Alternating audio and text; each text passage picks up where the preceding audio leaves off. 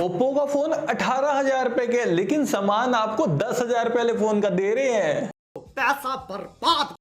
दोस्तों Vivo T4R smartphone को हम कंपेयर करेंगे Oppo K13 स्मार्टफोन के साथ में, और सबसे पहले हम बात करेंगे दोनों स्मार्टफोन्स की डिस्प्ले की। तो भाई Vivo फोन के अंदर हमें 6.77 इंचेस की full HD plus quad curved AMOLED display दी गई है, जो कि 120 हर्ट्ज के रिफ्रेश रेट को सपोर्ट करती है। वहीं दूसरी तरफ Oppo फोन के अंदर हमें 6.67 इंचेस की full HD plus AMOLED display दी गई है, जो कि 120 हर्ट्ज के रिफ्रेश रेट को सपोर्ट करती है। यानी कि दोस्तों डिस्प्ले यहाँ पर भाई कंटेंट वॉचिंग के हिसाब से दोनों स्मार्टफोन्स की एकदम बढ़िया वाली है, क्योंकि दोनों फोन्स के अंदर हमें एमोलेड पैनल मिल रहा है। तो भाई आप एकदम अच्छे वाली कंटेंट वॉचिंग कर पाएंगे, कोई भी दिक्कत नहीं आएगी। लेकिन दोस्तों अगर आपको फ्लैट डिस्प्ले के हिसाब से फोन चाहिए तब आप ओप्पो की तरफ जाइए। वहीं दूसरी तरफ अगर आपको क्वाड कर्व डिस्प्ले के हिसाब से फोन चाहिए तब आप यहाँ पर वीवो की तरफ ही जरूर से जाइए। और आईपी रेटिंग की अगर मैं बात करूं तो उसमें तो भाई फर्क बहुत ज्यादा है, क्योंकि दोस्तों वीवो फोन के अंदर तो हमें IP69 रेटिंग दी गई है, काफी बढ़िया बात है। यानी कि वाटर और डस्ट से आपको एकदम कंप्लीट प्रोटेक्शन मिलेगी वीवो फोन में।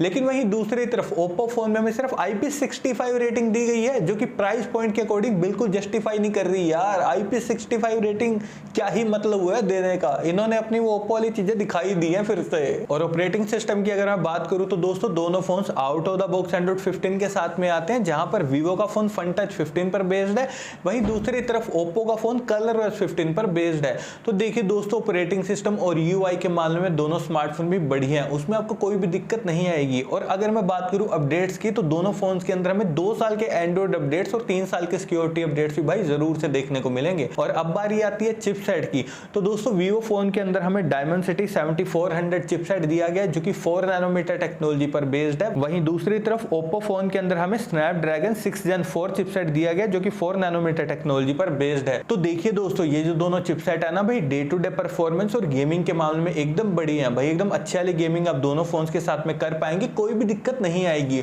और एंटूडू स्कोर यहाँ पर दोनों ही फोन्स का आता है 7,10,000 के करीब, जो कि भाई बढ़िया स्कोर है। और स्टोरेज की अगर मैं बात करूं तो दोस्तों वीवो फोन के अंदर हमें UFS 2.2 वाली स्टोरेज दी गई है, लेकिन वहीं दूसरी तरफ ओप्पो फोन के अंदर हमें UFS 3.1 वाली स्टोरेज दी गई है। तो भाई बढ़िया स्टोरेज के मामले में यहाँ पर डेफिनेटली ओप्पो का फोन ही विनर है। और दोनों फोन से यहाँ पर LPDDR4X रैम को सपोर्ट करते हैं। और देखिए दोस्तों मैंने इन दोनों ही फोन्स को टैग कर दिया है, व्यू प्रोडक्ट्स के थ्रू जाकर आप उन्हें डायरेक्टली फ्लिपकार्ट से परचेज कर सकते हैं। और अब बारी आती है भाई बैक कैमरा सेटअप की। तो दोनों फोन्स के बैक में हमें ड्यूल कैमरा का सेटअप दिया गया है, और इनका कैमरा सेटअप भाई सेम है। यानी कि जो मेन कैमरा 50 मेगापिक्सल का, डेप्थ कैमरा है 2 मेगापिक्सल का। दोस्तों आपने ध्यान दिया दोनों फोन्स में हमें 2 मेगापिक्सल का डेप्थ कैमरा मिल रहा है, जो कि यूजलेस है भाई। कोई भी अल्ट्रा वाइड कैमरा आपको दोनों फोन्स में से किसी में भी नहीं मिल रहा, इस बात का आपने ध्यान रखना है। और अगर मैं बात करूं इनकी डिटेलिंग की, तो भाई अभी आप स्क्रीन के ऊपर ना ओप्पो फोन की डिटेलिंग देख रहे हैं कि यहाँ पर इसके मेन कैमरा ने यार बढ़िया तरीके से फोटोज को कैप्चर करा है भाई। फोटोज में मुझे नेचुरल डिटेलिंग देखने को मिली है, और उसके पोर्ट्रेट शॉट्स भी मुझे काफी ज्यादा बढ़िया लगे। लेकिन दोस्तों अगर आपको कैमरा सेटअप और भी ऑप्टिमाइज्ड यानी कि वेल ऑप्टिमाइज्ड चाहिए, तब आप यहाँ पर वीवो की तरफ जाइए, क्योंकि इसका जो मेन कैमरा ना 50 मेगापिक्सल का भाई एकदम नेचुरल डिटेलिंग में फोटोज आपकी क्लिक कर देगा। कलर एक्यूरेसी मुझे वीवो फोन की काफी ज्यादा बढ़िया लगी। ये नहीं कि फोटोज को ओवर शार्प कर दिया या ओवर वाइट कर दिया, ना भाई ना, ऐसा कुछ भी नहीं। तो मैं कह सकता हूँ दोस्तों अगर आपको मेन कैमरा जबरदस्त चाहिए तब आप वीवो की तरफ ही जरूर से जाइए। और दोस्तों मैक्सिमम वीडियो रिकॉर्डिंग की अगर मैं बात करूं तो भाई दोनों फोन्स के बैक कैमरा से हम 104 के तक वीडियो रिकॉर्डिंग 30 FPS पर कर सकते हैं, जो कि काफी अच्छी बात है। लेकिन वीडियो स्टेबलाइजेशन में यहाँ पर भाई कॉस्ट कटिंग करी गई है, क्योंकि वीवो फोन तो OIS प्लस EIS टेक्नोलॉजी के साथ में आता है, काफी बढ़िया बात है। मतलब स्टेबल वीडियो आप वीवो फोन के साथ में बना पाएंगे। लेकिन ओप्पो फोन सिर्फ EIS टेक्नोलॉजी के साथ में आता है यार। 18-20 हजार रुपए का फोन है और OIS का सपोर्ट इन्होंने दिया ही नहीं। और फ्रंट कैमरा की अगर मैं बात करूं तो दोस्तों वीवो फोन के फ्रंट में हमें 32 मेगापिक्सल का सेल्फी कैमरा दिया गया, जिससे हम 104 के तक वीडियो रिकॉर्डिंग 30 FPS पर कर सकते हैं। और देखिए दोस्तों वीवो का जो फ्रंट कैमरा ना भाई काफी बढ़िया डिटेलिंग के साथ में आपकी सेल्फी फोटोज क्लिक कर देगा, कोई भी दिक्कत नहीं आएगी। और फ्रंट में 4K से वीडियो रिकॉर्डिंग भी कर सकते हो, काफी अच्छी बात है। लेकिन वहीं दूसरी तरफ ओप्पो फोन के फ्रंट में हमें सिर्फ 16 मेगापिक्सल का सेल्फी कैमरा दिया गया, जिससे हम मैक्सिमम 1080 पिक्सल तक वीडियो रिकॉर्डिंग वो भी सिर्फ 30 FPS पर ही कर सकते हैं।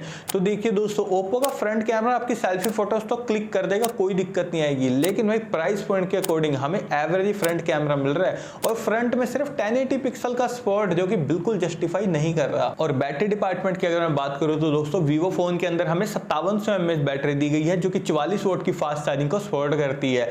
वहीं दूसरी तरफ ओप्पो फोन के अंदर हमें 7000 mAh की बहुत बड़ी बैटरी दी गई है जो कि 80 वोट की फास्ट चार्जिंग को सपोर्ट करती है।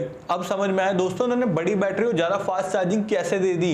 इन्होंने कैमरा में जो कॉस्ट कटिंग करी है ना उसका असर यहाँ पर दिख रहा है।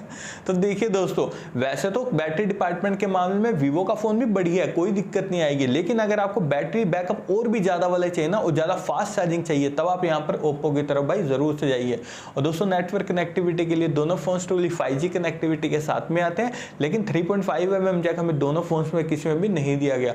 और दोस्तों dual stereo speaker, under display fingerprint sensor और फेस अनलॉक हमें दोनों ही फोन्स के अंदर दिए गए हैं। और अब लास्ट में हम बात करते हैं प्राइसिंग की। तो देखिए दोस्तों वीवो फोन के 8+128GB वेरिएंट की प्राइसिंग है 19,500 रुपए। वहीं दूसरी तरफ ओप्पो फोन के 8+128GB वेरिएंट की प्राइसिंग है 18,000 रुपए। और अगर मैं यहाँ पर अपना पॉइंट ऑफ व्यू दूं ना इन दोनों स्मार्टफोन्स के लिए तो देखिए दोस्तों अगर आपको फ्लैट डिस्प्ले के हिसाब से स्मार्टफोन चाहिए तब आप ओप्पो की तरफ जाइए। लेकिन वहीं दूसरी तरफ दोस्तों अगर आपको कैमरा सेटअप भी बढ़िया वाला चाहिए तब आप यहाँ पर ओप्पो की तरफ जरूर से जाइए। लेकिन वहीं दूसरी तरफ दोस्तों अगर आपको क्वाड कर्व डिस्प्ले वाला फोन चाहिए जहां पर कैमरा सेटअप और भी बढ़िया मिल रहा हो तब आप यहाँ पर भाई वीवो की तरफ से जरूर से जाइए।